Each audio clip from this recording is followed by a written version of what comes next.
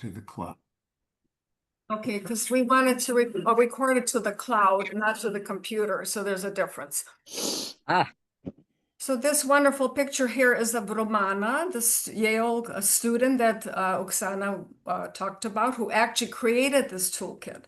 I am personally so impressed because the detail and the work, which you will see as we go through the toolkit, is just amazing. I mean, I don't even want to ask how many hours she put in this, but we're very proud that she did this for us. And again, thank you, Romana. Okay, as Oksana said, I'm going to go through visual arts only because I'm very passionate about this. I was the former regional arts and museum chair for New Jersey. And actually, I started working with my branches with the visual arts. And I just found it such a wonderful tool and exercise for branches to do. Your culture chair, your arts and museum chair, you can create your committees and work together. And I think the outcome, once you have success, could be really phenomenal. So I'm going to start first with just a show of a presentation. We have a little, hold on a second here. This is just, why is this not clicking? Oh, here it goes. Okay. There's some little technical difficulties here. Okay, here we go. Here's just a presentation that Oksana Semenik did. She is actually an art expert on decolonization. This is just a sample of a wonderful presentation that she did, just to show you. We were actually very lucky to be able to witness this.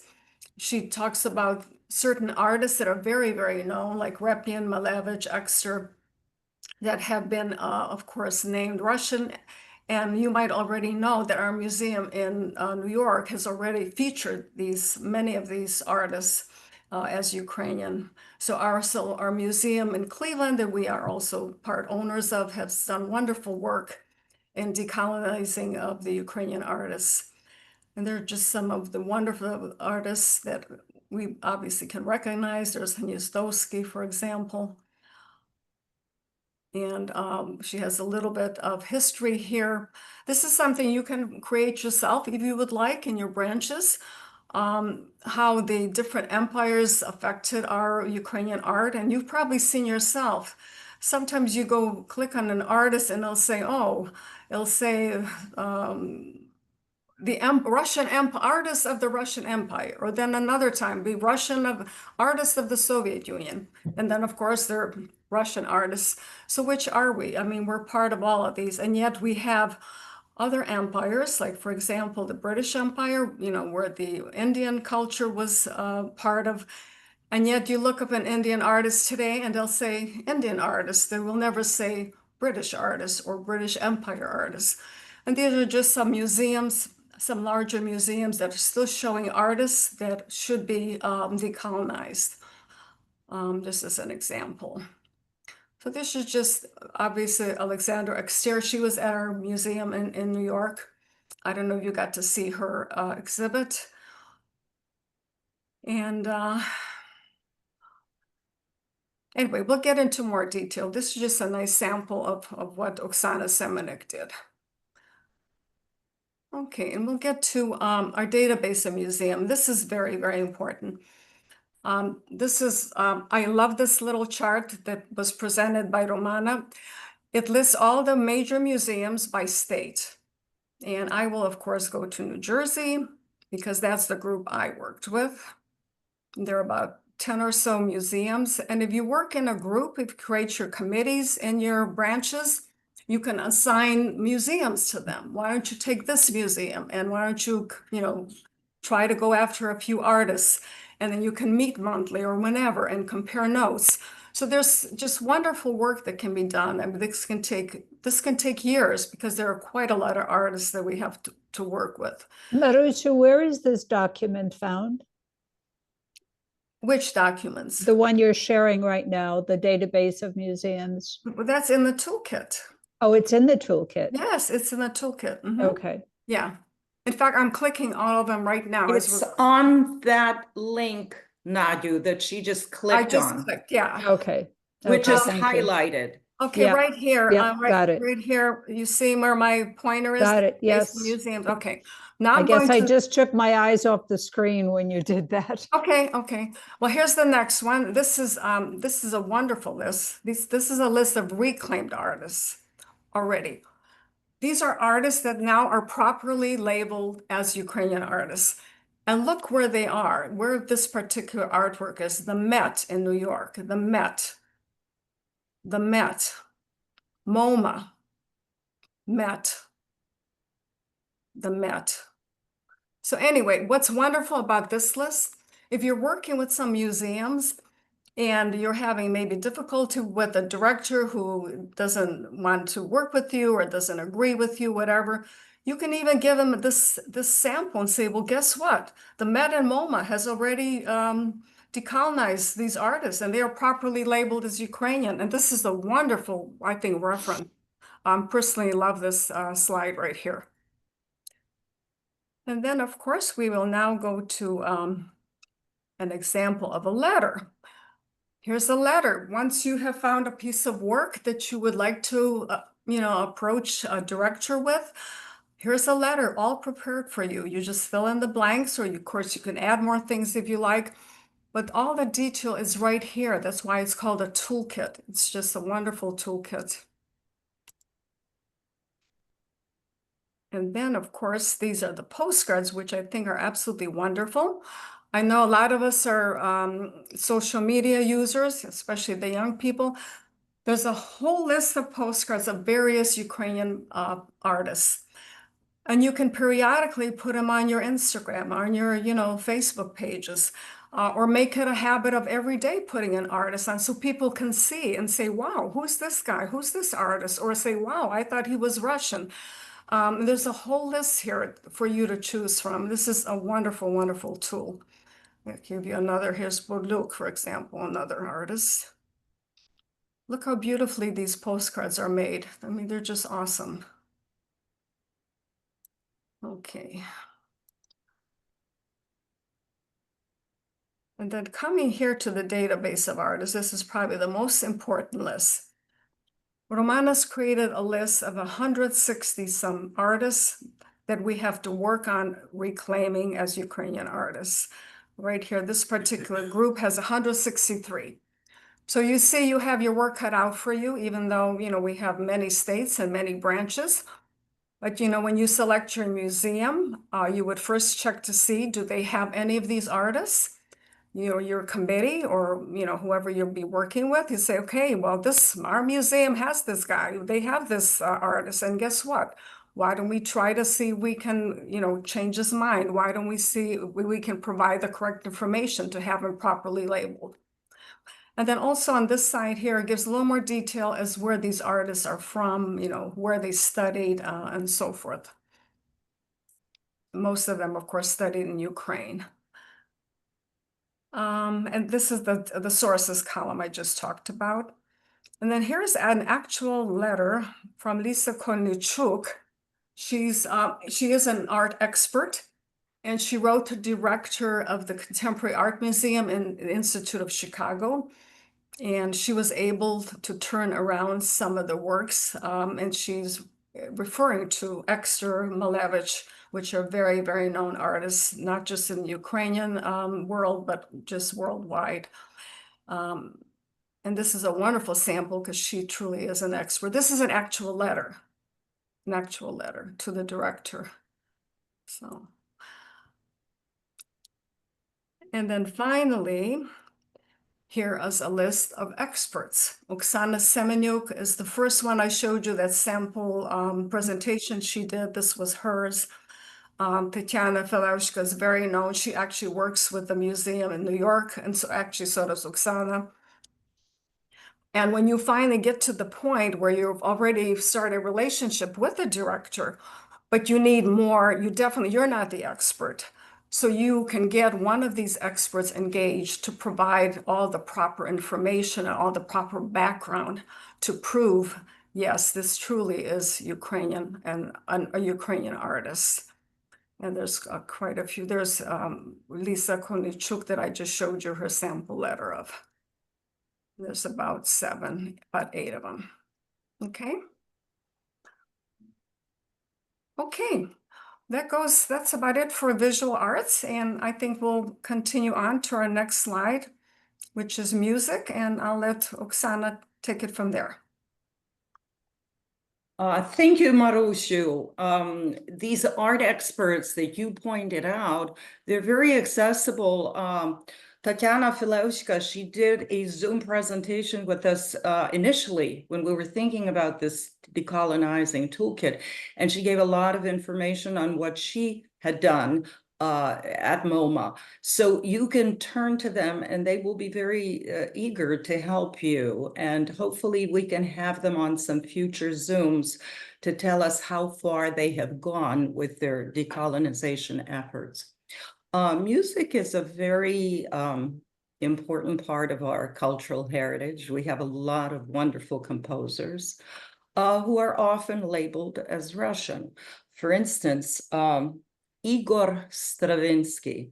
He is always touted as this great Russian composer, but he was actually born in 1882 in Poltava and into a distinguished family. His roots went back to Hetman Ivan Sulima and the Cossack family of Kolodorovsky. The composer's father, singer Fyodor Stravinsky, came from the Chernihiv region. So he is definitely a Ukrainian and should be thus identified. So I'm going to have Marusha click on the first link there.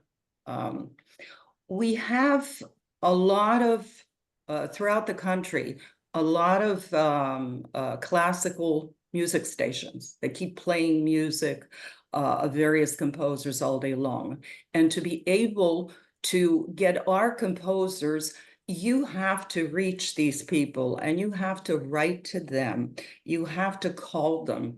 You have to ask them. You have to give them suggestions, as did our Andrea Kulish in North Carolina. She reached out to her classical station and she was able to get the interest of, I guess, the fellow who does the daily programming, and he started playing Ukrainian composers. So that is what we suggest that you do if you are particularly interested in following this path.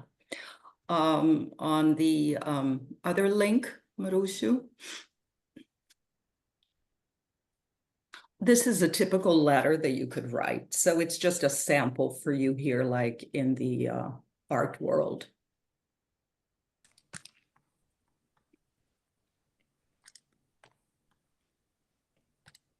So here you have a list of Ukrainian composers that you can suggest, and you can click on the link and you can hear the music. So I think this is a wonderful addition to this toolkit that you can share. And just for your information, Soyuz Ukrainok and the Ukrainian Institute of America and Maria Sonevitsky, they are working together on an important project with Grove Music Online. And this is a major encyclopedia of music that has existed for over 100 years. And their major spokesman, he said that the decolonization of Ukrainian music in Grove Music Online is timely. It has to be updated, and we have to rewrite the history of Ukrainian music and musicians. So this is an important project that is going on, and it'll really shake the music world. Okay, so you have that list. What else do we have here, Marusha? We have also, again, we have the postcards that you can have on your Instagram, your Facebook, wherever, you know, TikTok.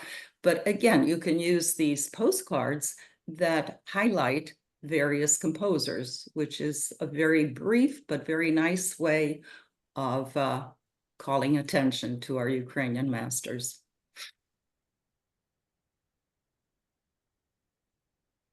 All right, so we go on to the next category, which is filmmaking. And in films, we have a lot of wonderful Ukrainian films that you have a a treasure full of them. And when I can, I do send out information on the new films that have come out. Dobush, People of Steel, Відбудуємо.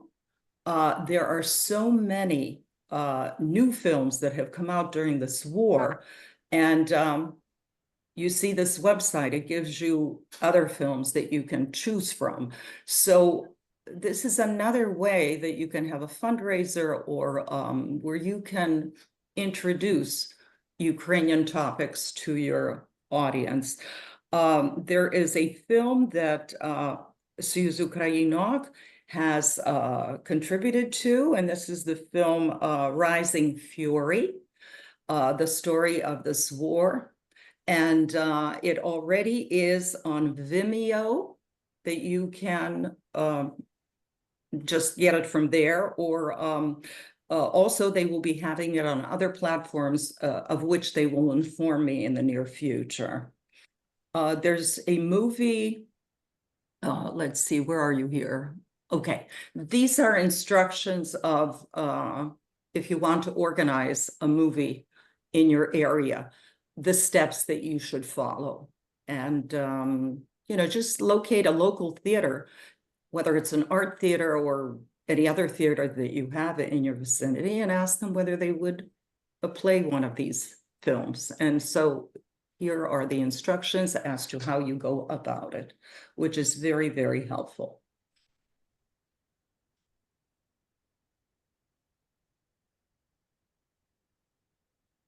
Anything else here? Okay, we have the postcards, which speak of Ivan Kavaleridze, who is a filmmaker, and others who are listed there. The famous filmmaker that you know, we are aware of at this time is also a Fomenko, who has contacted us, and he is providing a variety of films that we will be getting more information on and sending it out to you.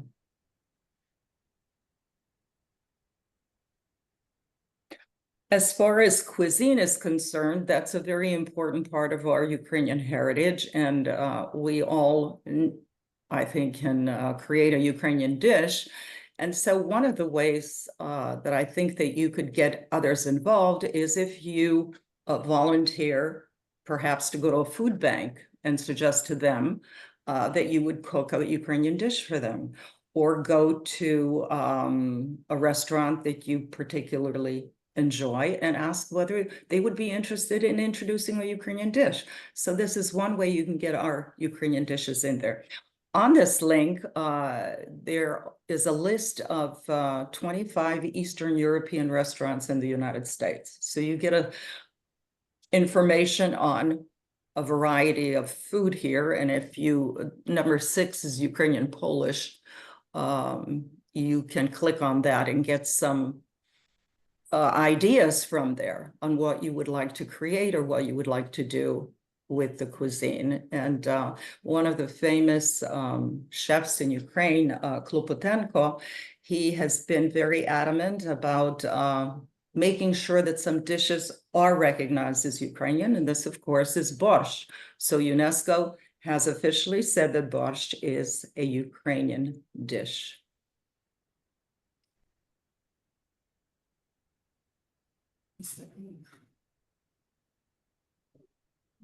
Going to the next link, Marushu. Yeah, hold on, it's having a little trouble Right. here getting out of this menu thing. Okay, hold on a second, let me go back to screen share. Sorry, that slide gave me a little trouble. That's okay.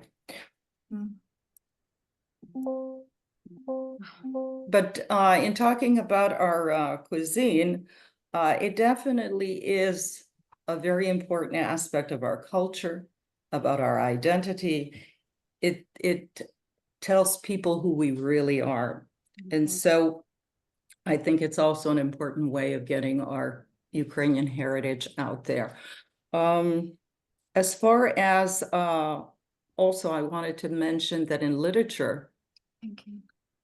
We have, do we have anything else there, Marushu? Yeah, hold on a second. We just got out of cuisine. Okay. Well, what I wanted to mention also is about literature, Yes, there's literature, right? Sorry. which is right here. Okay. Mhm. We have a wonderful chair of education, Anna Patelina, who is doing a fantastic job of contacting libraries and introducing to them books that they should have on their shelves. So you absolutely should be able to go to a library in your locality and ask them, what Ukrainian books do you have that are available for reading? And if you find that it is very limited, you can suggest to them books that they should have on their shelves. And also, if you find that there are books by supposedly Russian writers like Anton Chekhov, who should never be considered a Russian writer because he was born in Ukraine. He found inspiration for his books and his plays from Ukraine. He lived there, he traveled throughout Ukraine, he spoke Ukrainian as a child, but because he had to exist in Imperial Russia, he was influenced by their demands, and so he wrote in Russian, but he is a Ukrainian writer. So the public libraries are listed here in this link. They actually give you information if you click on various places that you can find the libraries that are there. But I'm sure that all of you know where your local library is and can visit them.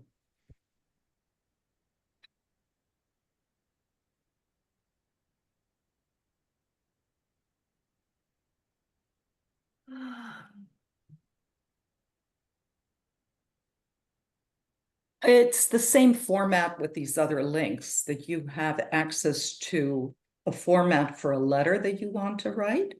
I think the best way in a library is just to approach them yourself, meet with the head librarian or the one who orders the books in the library, and speak to that person. But if you want to take the route of writing a letter, here is a sample that you can use.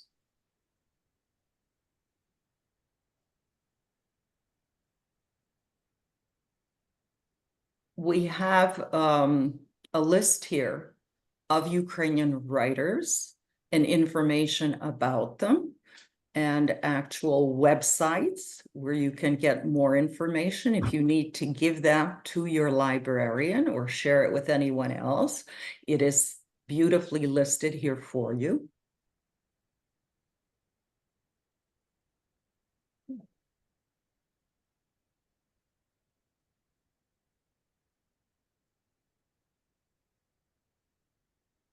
And the postcards also on your Ukrainian writers that you can use.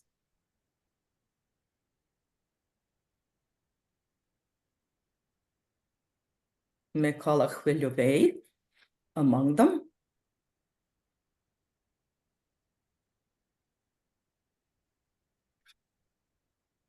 So I think we've gone through the list of various cultural aspects of our heritage and how you can utilize this toolkit in order to promote our Ukrainian artists and decolonize wherever it is necessary. So that if they are listed as Russian, you can straighten them out and show them that they are Ukrainian. I'm just going to ask now Rama Mikhailevich, our wonderful intern, if there's anything that you would like to add to this toolkit that we missed or you would like to underscore. But you have to unmute yourself. I think I don't have much to add in terms of content, but I'm very happy that we gathered today as a group to discuss the important topic of decolonization. And it means a lot to me that there are people who actually want to take steps to reclaim our cultural heritage. And yes, thank you so much for being here. Thank you, Romana. We appreciate the hard work that you did, and all of this information that now is available for everyone. It's within your fingertips. So again, you can find this toolkit on our website, unwla.org. Clicking down to cultivate, you can find it, and you can easily use it. What I would like to ask of all of you is that once you work on this toolkit and you do have something to show for it, if you would share that with me, if you would just write to me and let me know. We're going to work on a special Google form where you can input this information so that this is valuable. We really need to know that we are doing our job. So I would thank you for that. Now, I just want to now introduce you to Anastasia Gudko, who is an amazing young lady that we found, and we're so happy to be collaborating with her. So she's going to now take the floor. Welcome. Thank you so much, Oksana. Thank you so much, Marusia. It was a great pleasure to start working with you in joining the forces. And I'm very grateful for Ukrainian National Women's League of America for doing this incredible work. And 100-year-old organization. I just want to mention that we all celebrate this date today, the year of centennial for this organization. And I just want to mention that we all continue doing the work that our predecessors started, and we build on their achievements. And I'm happy also to say that I'm the member of the branch, New York branch 64. And I will start I will share my slides and I will talk about my work and what I do, in preserving and reclaiming Ukrainian heritage. Okay, one second. I will share the screen first, and then we'll present it. And now we present. Okay, can someone tell me if you can see the slides? Yes. Okay, Yes. great. Mm-hmm. Amazing. So my topic is today I will tell you about how myself and the organization I created, what we do in terms of searching and celebrating Ukrainian roots of American art. Very shortly about myself, about Ukrainization, about our database, and how I would like to invite other UNWLA members to get involved if you see interest in that. So my name is Anastasia Gudko. I am a cultural producer and nonprofit professional specializing in arts management and community building. I have been working in the arts since 2018 in various nonprofit and profit organizations, mainly on the roles of marketing, fundraising, membership engagement, and administration. Was the beginning of the full-scale invasion in 2022, I felt the urge to work towards cultural diplomacy, and my long kind of like waited idea to highlight the Ukrainian roots of American art started to brew into organizing the database. And as after that, I realized for this database to work and be a tool, I would need to create a nonprofit organization that will be offering this services, and it will be available to public and gain more awareness and recognition. I graduated from Baruch College, and I also a recent graduate of the Emerging Leader programs that was provided by New York Foundation of the Arts. I'm originally from Kiev, and I called New York home since 2013. I am a proud member of the branch number 64, although I would like to give a credit to branch number 1. And I know Maria Lazareva is here today with us. She was she was the one who welcomed me into the UNWLA community, and and urged me to become a member. So I'm grateful for that. Maria is also a member of Borscht of Art, which I'm very appreciated. I also, when I was creating this slides, I thought it would be appropriate to mention that I'm a mother of, I have a son, and I'm also a daughter of Natalia and Victor. For some reason, I thought it's usually not that you present during the such calls, but I feel that the community of Ukrainian National Women's League is the appropriate place to be in all of my capacities and present myself fully to you. About Borscht of Art, we are a year-old organization. We've been founded in May 2024 officially. I started to work on the database as our core program where we gather information about the artists, American artists with Ukrainian roots. I will show you a little bit how the database looks and how you can navigate it a little bit later. Just mentioning all programs that we provide. I also wanted to mention that the incredible work that the toolkit is incredible work that was that needed to be for the toolkit to be created that we just saw is amazing, and it is a very tedious job, and I just applaud and want to say how important it is to gather information, to have these tools for us to work towards our goals. For the database to work, not just a static place online, but to give it the needed attention to the artists and to their legacies. We are providing also, we're organizing public events such as we are going to the cultural institutions and galleries where we see the works on view so we can talk about the artists and their legacies. We also provide research fellowship stipends for future art historians, curators, and art critics to identify who are those artists, American artists that has Ukrainian heritage, so they can start to build the academia level materials in order for them to build an expertise in it and also promote within the academic communities.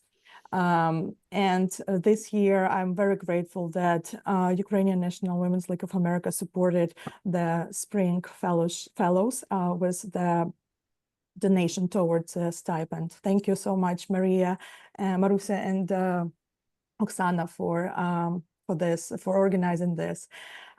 Creative Beetroots is one of our programs that will be soon launched. We are about to finalize our website to show the we want this platform to be the online resource where people can submit articles about the exhibition they saw, maybe the profile, the artists they learned about or they were interested to find information on, as well as have an interviews with the artist, with a living artist, so we can more fully present their artistic legacy. The database, as I mentioned, is our core program. That's how we started, build our work. Currently, we have 126 artists in the list, and we opened the 23 profiles of artists. As soon as we will grow our audience and get more funding, we will offer more profiles to artists. And one of the profiles we already built, as you see, I want to feature Inka Essenheim. She might be known artist for you or not. She is a daughter of one of the UNWLA members, and she is absolutely amazing artist. And she's well-known artist, represented by the galleries, have shows in New York, in London. And while I will take off the screen share, I will show you on the website how her profile looks and how you can learn about her and why she's important, what connection to Ukraine she has, and how to learn more about her if you're interested. I will take some questions at the end and also show you how it all works. I want to emphasize that there are 103 names we listed on the website right now. After Marusia shared and pointed my attention to the list of artists that is provided by the toolkit, I identified 41 artists that are Americans with Ukrainian heritage, and out of this 41, I saw that we have 11 listed in our list. So there are another 30 names that we will add to our list of to the database that would be, waited to be profiled and have the representation. So thank you so much to oh my God, I'm sorry, I'm blanking the name and I don't see the participant list right now.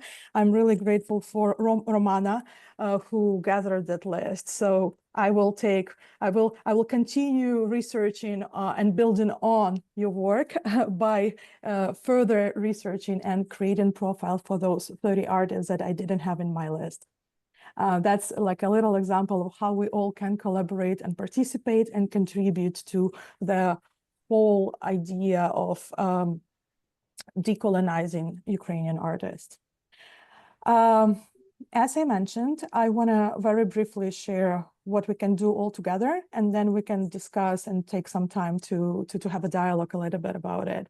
I invite UNW members and branches to think about how we can collaborate, or if you want to contribute to Discover Database or Borscht of Art programs, you can do it as think about some artists from the list, and I put together a little like a possible list. I'm not sure that this artist had any connection to UNWLA, but maybe. So for example, research if they were members and then help to create their profiles. I know Anya Farion most probably should be the member because we profiled Ilona Suchinsky and she is the UNWLA member. So if there is an interest and maybe some skills, maybe some of your members are aspired writers or has art background, and they would be interested to contribute to the research and profiling of the artist.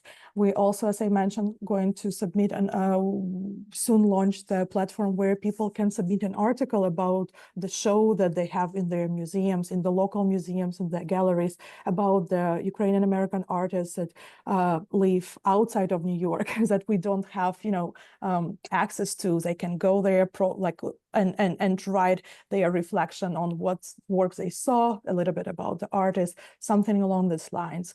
I'm also happy that and understand that not all members can attend this meeting, and I'm very interested in continue spreading the word and build connections. So if you're interested to invite me to your local branch meeting in person or virtually, let's talk about this too. I would be glad to share what we already achieved and maybe plan out how we can collaborate with you. And I'm always open to new connections and building relationships. So please reach out to me. This is my email and phone, so we can just brainstorm how we can be involved and work together. I'm taking off the share screen because unfortunately, when I was sharing, I couldn't see anyone, and it was a little bit hard to talk to a screen with myself. So I want to just take a moment. If Marusia tell me how much time we have, if I can either show the profile that is on the database or take some questions so we can discuss. If I can interject, first of Sure. all, I just want to thank you for joining us on this presentation. And you can see why these remarkable young Ukrainian women like Anastasia are doing so much. We concentrated on decolonizing those artists that are very well known here in the United States as Russian. And we need to make people aware that they are Ukrainian. Anastasia is focusing on those Ukrainian artists which maybe we're not aware of. Many are not aware of that they have Ukrainian roots, but they are known here in the United States. So we work cooperatively. And so this is a very nice blending that we have. So what I would like to suggest is that there are some questions that are on chat. And if you would like questions relating to the toolkit or to Anastasia, that you present them now.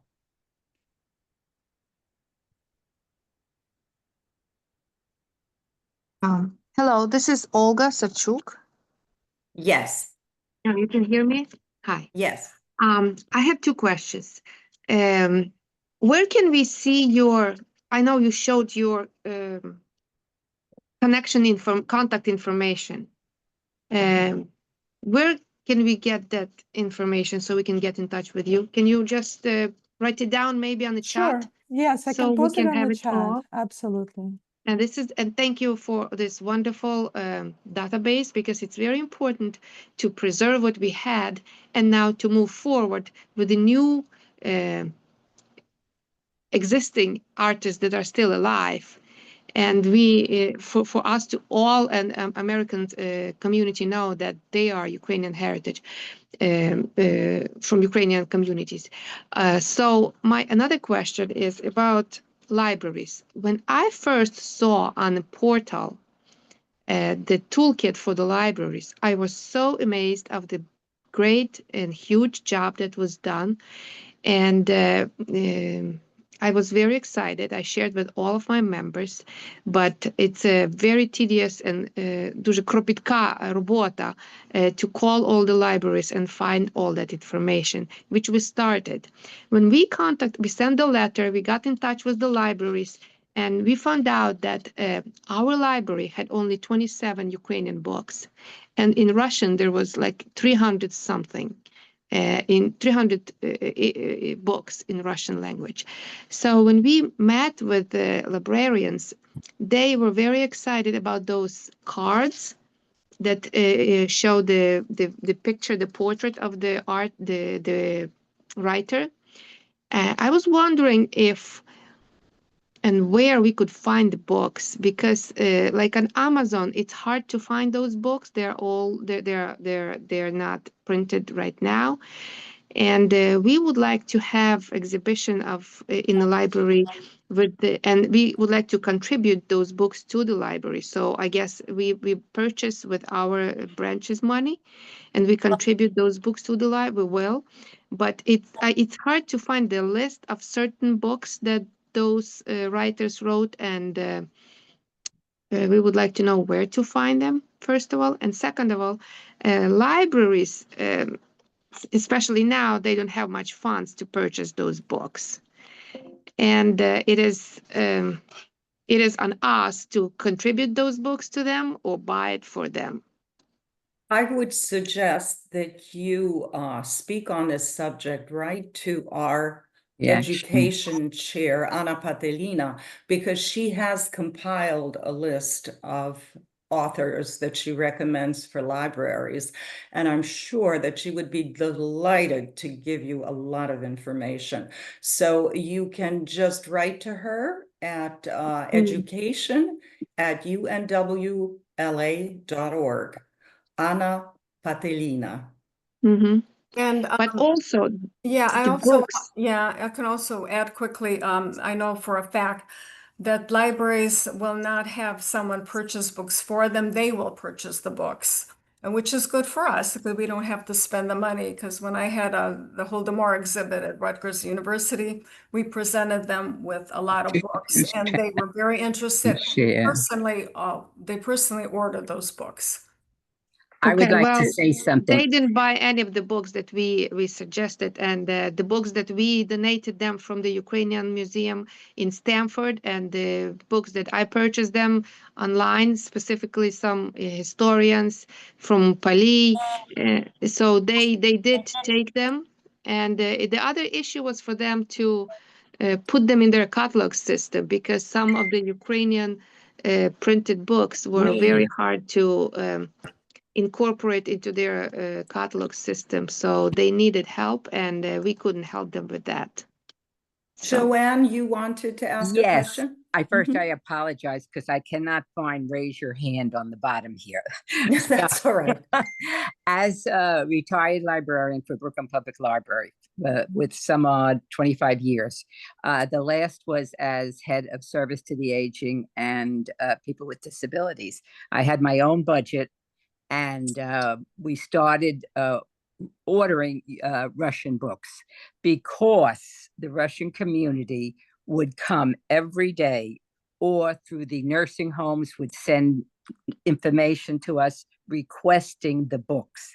The people themselves, they got their council people involved, because libraries, fortunately, unfortunately, go by circulation. Now, if you don't have the books to circulate, of course you can't. But people, Ukrainian people, have to go to libraries, get their library cards, and then start saying, we need books.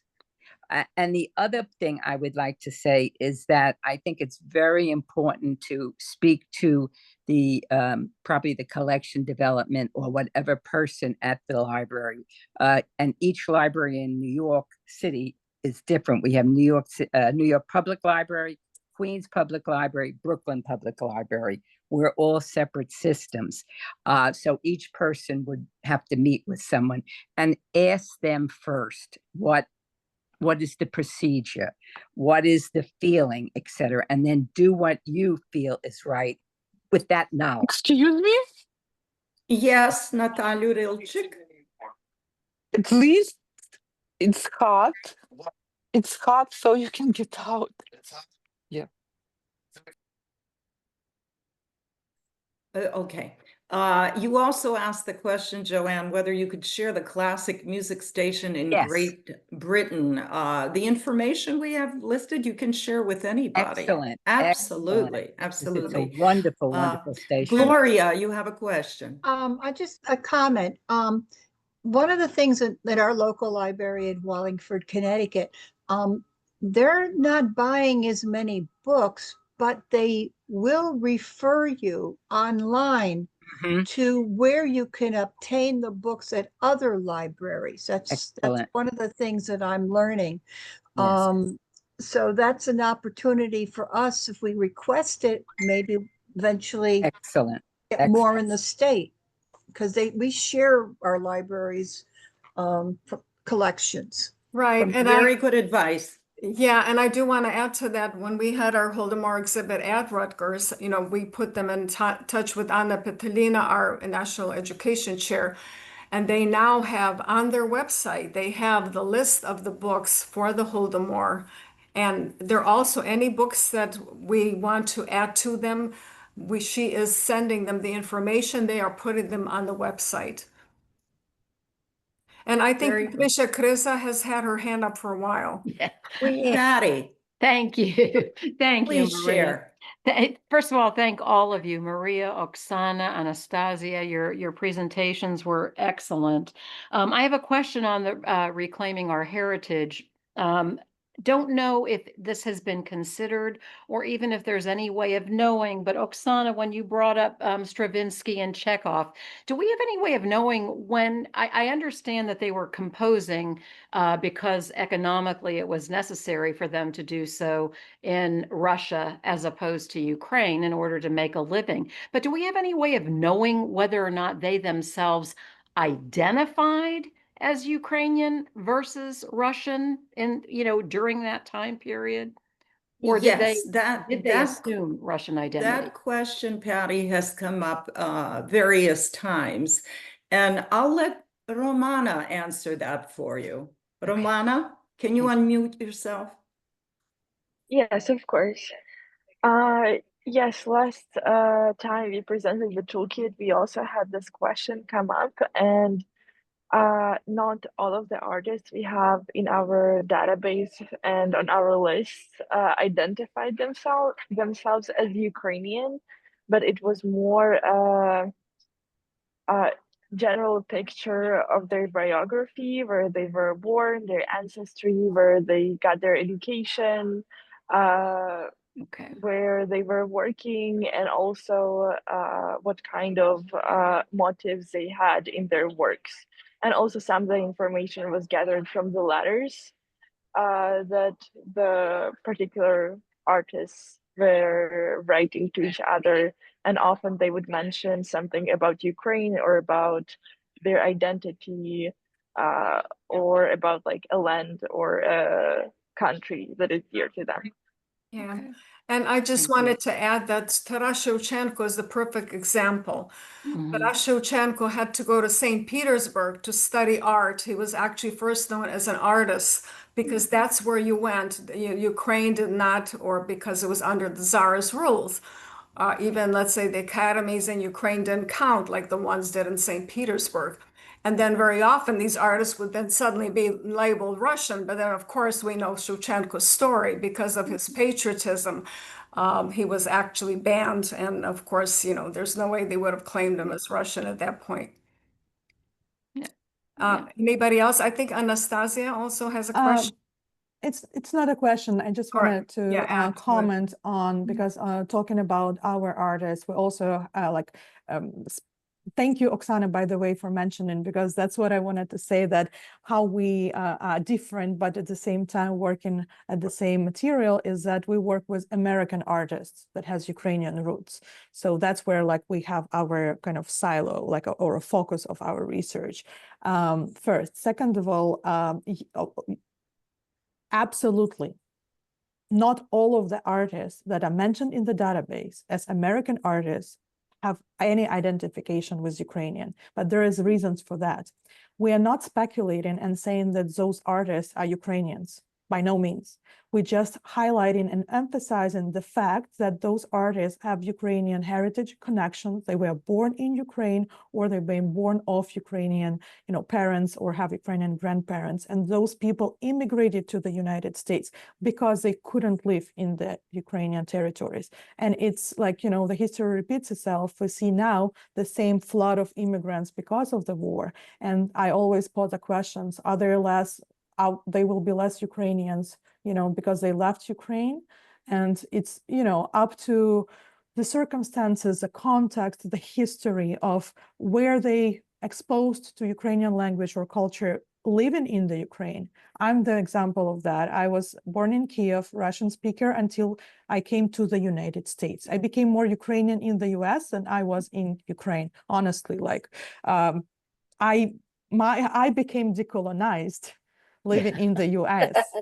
And that hit me hard, like really, that hit me hard in 2022. And that's why I'm doing what I'm doing right now. And that's why I'm trying to share that, values with me, understanding who I am, where I came from, what is the Ukrainian arts and culture and history and heritage. And partially the name Borsh of Art was also born because the UNESCO, as Oksana or Marusa mentioned, were enlisted into the intangible heritage list as a cultural heritage. So that's like it's a beautiful and long discussion that we can have in a different, under different circumstances. But I would like to emphasize and stress, because I heard a lot from Ukrainian diaspora community saying, oh, they never spoke Ukrainian, or like they never were Vyshyvanka, why we would like being even interested in them. But I feel like that's like where we have a blind side, and we might be a little bit biased, because yes, now we understand that the language is the key into identification, but think about 1920s, 30s, 40s, 50s. People were coming from the territories, they were not exposed to the language and culture to the extent we now understand how important it is. So that's the only thing I want to stress. Thank These you. are very important things that you stressed, and I'm glad that you brought them up, Anastasia. And I am so happy that you became this nationalist when you came to the United States. Thank you. Nora, you have a question? I do, and I'm not sure whether the question should go to this group or to Anna Petilina, but we have many members that have small Ukrainian libraries. And would it make sense to write to the branches to ask what the books are? So perhaps we would have some place where we know that there is an inventory of who has what books. So you know, what do we do with those books when we're no longer members or whatever? When my father passed, I gave away like about 800 books that I had to catalog to the Shevchenko in New York, and they have all the books. But I still have a lot, and at some point, I don't need them. But would it make sense for us to have an inventory of a library that is in all these homes throughout the country? Well, if I can help you with that, Nora, I know a lot of our Ukrainian museums, the one in Cleveland in particular, because I'm from Cleveland, they have a whole collection of Ukrainian books and it's even historical ones, Right. which they do collect and they do catalog.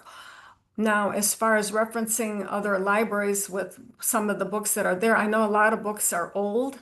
One thing Anna Petelina is very good about, she's very good at finding the new and current Ukrainian books, which I think probably might even interest a lot of people more. You know, of course, the historical books do too. But I know that, for example, the Cleveland Museum does have that kind of catalog, if that helps any. But I mean, to have a catalog of what we, the members, have. Yes, So right but to each branch. yeah, that's a Yeah. great idea, but that's a big job, so we would definitely have to find You somebody. should again, since Anna Patelina is our education chair, I think you should address that subject because it will interest her most likely. Okay, I So will do she that. may give you some better guidance on that. I wanted to, just in the chat, there was an additional comment made by Romana. She said that Oksana Semenik, this is in relation to your question, Patty, has an even longer list of artists, but not all of them are easily researchable. So we decided to shorten the list for the toolkit purposes so that we would have the proper identification, you know, as Ukrainians. So just for your information. Are there any other questions? Yes, Gloria. Just a comment. In New Haven, we have the Ukrainian Heritage Center. In there, we've collected books from members, from parishioners, and we've been, begging them. And then when we had too many, there was a period after Ukraine got their independence, they were begging for books that were printed in Ukrainian and in the true Ukrainian history language. And so a lot of us sent extra books back to Ukraine. I don't know what's happened, but lately, but that's what we did. One of the things I stress, I mean, I'm the president of the Ethnic Heritage Center at the University, Southern Connecticut University, and I'm collecting books for them too. But we have an ethnic center which has archives. Our Ukrainians are part of this group. We're part of the African American, Irish, Italian, and Jewish. And we're all friends and we learn a lot about each other. But I'm learning a lot of Jewish who always thought they were Russian are suddenly become Ukrainians. It's really wonderful. exciting. I'm so glad you're educating them. And I mean, they had a map up there and they were from Kiev and they were Russians. I mean, it was driving me insane. So I finally had a big discussion. But no, we have to get involved outside of our Ukrainian community. Because if we want our people to learn, our Americans to learn that there is such a thing as Ukrainians. Here's another example. We had this op sale in New London, Connecticut. Our Heritage Center put on an exhibit because the Batkivshchina, the boat with the concrete bottom, showed up there. And so what we did, we had a big map of Ukraine with regions and cities and all that. We had so many younger people come up to us and say, my Baba was Ukrainian. And we look at them and say, well, what about you? You are Ukrainian too. They're like, oh, they just can't believe it. And so this is something that we have to do. We have to get out there. We've got to go, we got to participate in international festivals. Yes. Sunday, Yeah. I was with a Spanish woman who just did a program at one of the high schools. And she said, you know, we're looking for different ethnic groups. And I'm like, well, I'm Ukrainian. Can I help you? And, you know, she was so shocked. And we're going to get together and plan. We've done something at the library with the Polish and the Hungarians and talked about our Easter traditions. And we had 70 people in the audience. Yeah. So this is something that we have to get out there. We have to participate. Absolutely, Gloria. Let them And this know is about something it. that we are trying to emphasize, that whatever cultural programs you decide to do, you do it not just for your community, but you step out of your community and you do it for everyone. And that is your opportunity to do a myriad of things. You can educate about our culture. You can decolonize misinformation. It's just a plethora of things you can do. But it's very important, like you say, to go outside of our own communities. And unfortunately, for a very long time, that's what we did. We tended just to concentrate. But I think we have a wider vision now, and especially with the war going on, that people want to hear about us. They want to know what our opinion is. And it's a way of sharing all of that with them. So thank you for bringing that up, Gloria. Your branch is an example for everyone to follow. It's wonderful. And Any Gloria, other you comments? might want to recruit some of those ladies to the UNWLA. Well, actually, some of them are members of our branch. Just another example, I did a Ukrainian Easter egg workshop last month before Easter.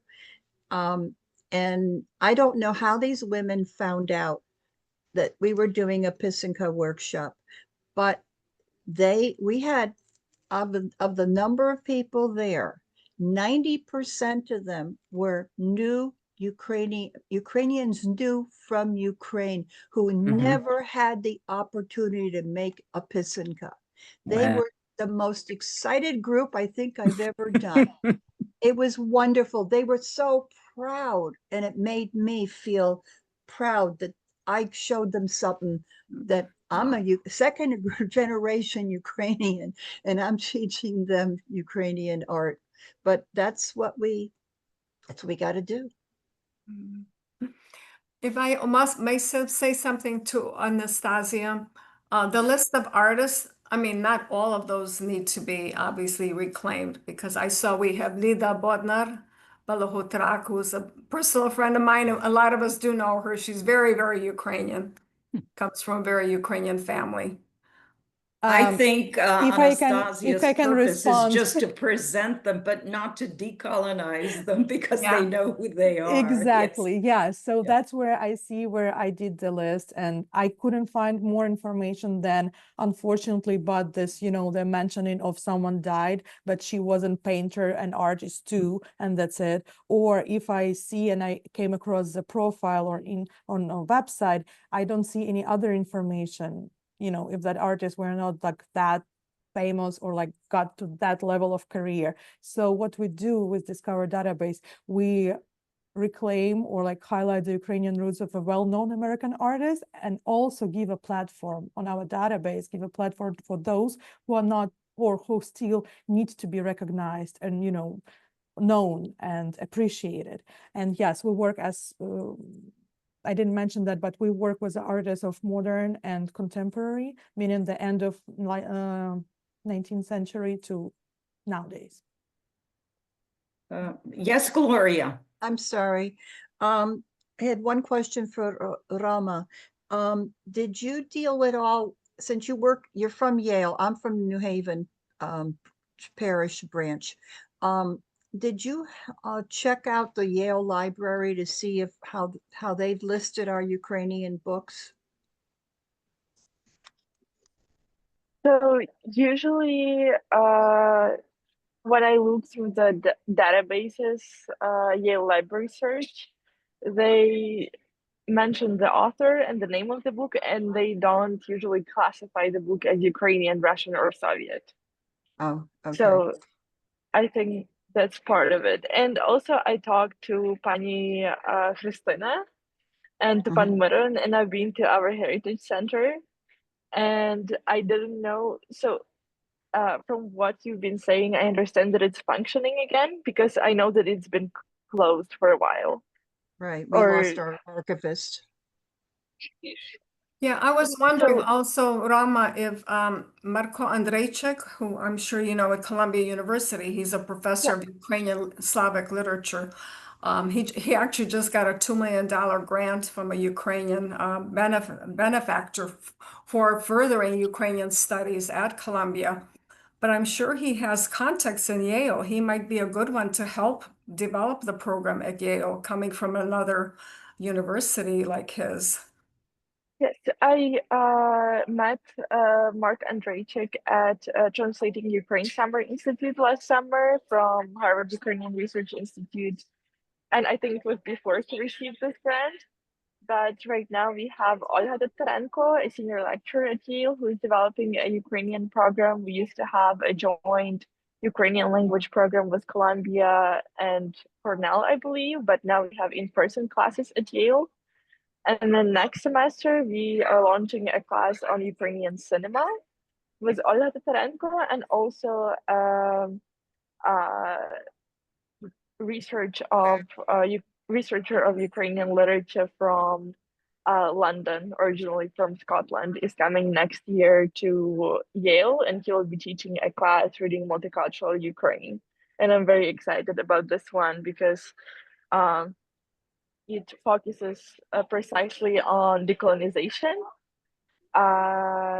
His name is William Blaker, and the way he got interested in Ukrainian literature was that he saw the parallel between Britain and Scotland and Russia and Ukraine. And the way he will teach his class is focusing on how Ukraine is multicultural and how different writers in Ukraine, even though they might seem to be impacted and influenced by different neighboring countries, they are still in